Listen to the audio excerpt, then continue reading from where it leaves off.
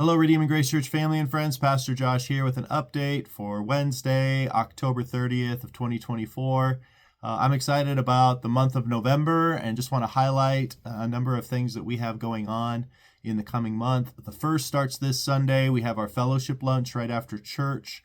What we've done on first and third Sundays is just have an extra opportunity to stick around, enjoy a meal together, and then have some guided discussion on that morning's message, and it's a prayer together.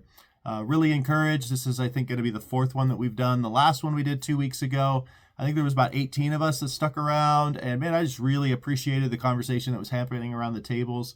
It's a good opportunity for us to connect with each other and apply what God has been speaking through the Sunday morning service to us. So plan on that. Plan on just sticking around. If you want to bring some food to share, that's great. If you can't, that's fine too.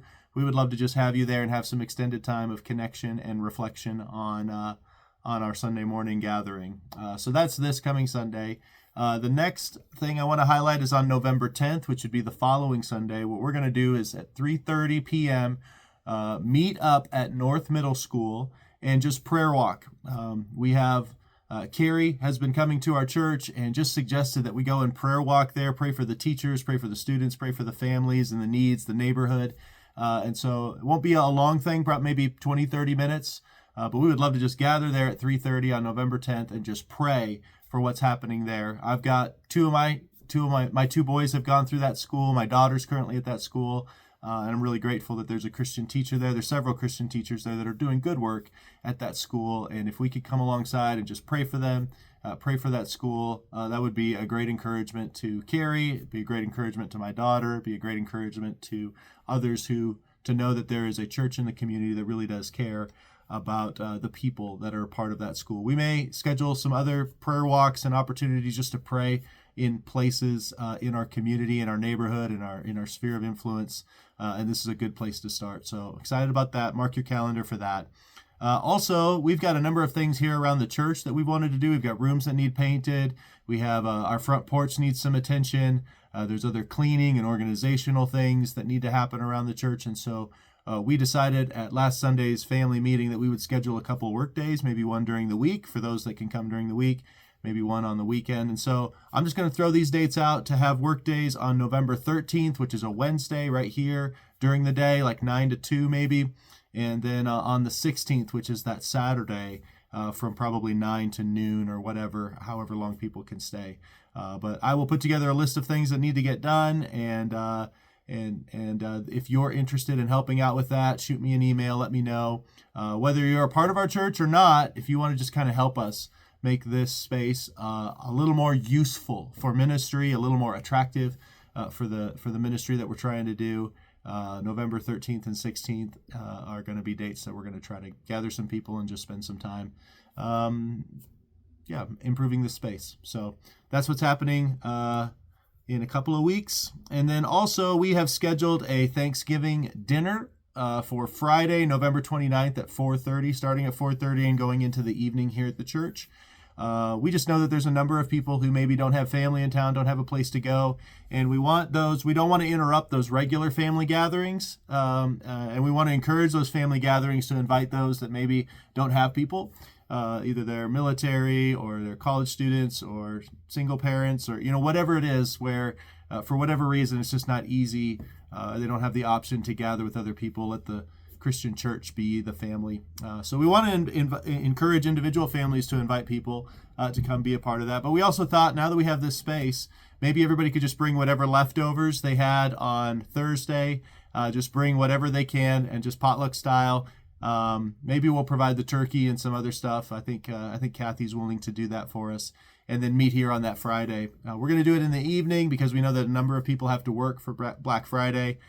So anyway, that's how we got to that decision. And if you know someone that doesn't have people around, this is open to anybody in our community, anybody in our church who would like to gather with some other people and just enjoy some good food and some fellowship. It'll be right here at the church building on November 29th, starting at 4:30 and going till whenever everybody leaves.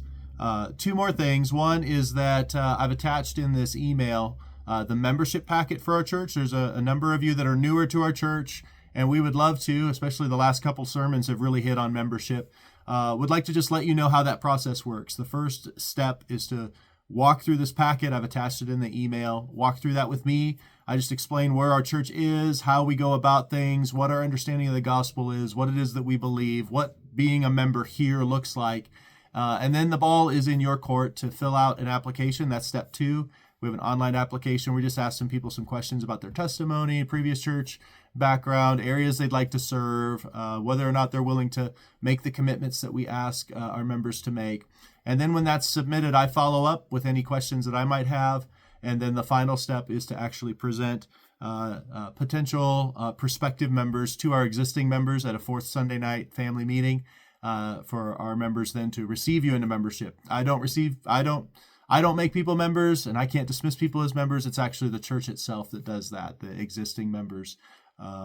Both affirm and bring in members and dismiss members when that's appropriate. So I just want to put that in front of you and just encourage you to look that over. Schedule a time with me. There's no pressure. It's good biblical stuff that even if you don't become a member, it's just good discipleship stuff to walk through Bible, a biblical understanding of church and how that is God's way of making disciples is through membership in the local church. And then the last thing, this is specifically for our members and regular attenders.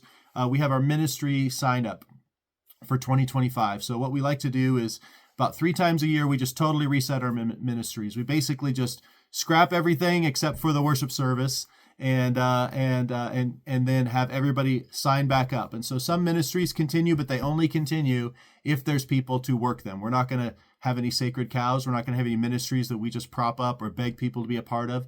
So we ask every member and some of the attenders, if you're willing, to look at some of the areas of ministry that we have in our church. And if there's a new ministry that we want to start, great. We just need people to step up and lead those. And if there's certain areas of ministry that people are just getting tired of, that's okay. We can take a break from those things. So it's really helpful if every single member fills this out, just looks at what they can do from January to May next year, next spring. And if you'll check those boxes on there, I get that, I look at that. And then before our November family meeting, I can then begin to get a picture of what God has laid on the heart of our people and how I can equip you to be the ministers that you're called to be. So look that over, click on that, and the sooner you can fill that out, the sooner I can look at the whole and begin to prayerfully discern what kinds of things the Lord would be having us do in the spring of 2025. So I think that's about it. There's lots of other things I could talk about. I'm encouraged by the things that we have in front of us for the month of November. I'll send more updates about things that are happening in December later. But I love you. I love being your pastor. I love what God is doing in the life of our church, and just giving you opportunities here to be more involved and be more engaged. If there's ways that I can pray for you, let me know. If you'd like to meet or do coffee or do lunch or come to my house for dinner, don't be shy and don't just wait around for an invitation. Go, hey, I'd like to spend some time with you. I'll reach out to you. You can reach out to me, and we'll just continue to build the fellowship of our church and see God do amazing things. So I love you. Thanks for taking a few minutes to watch this video, and I'll see you whenever I get another one of these out. All right, bye.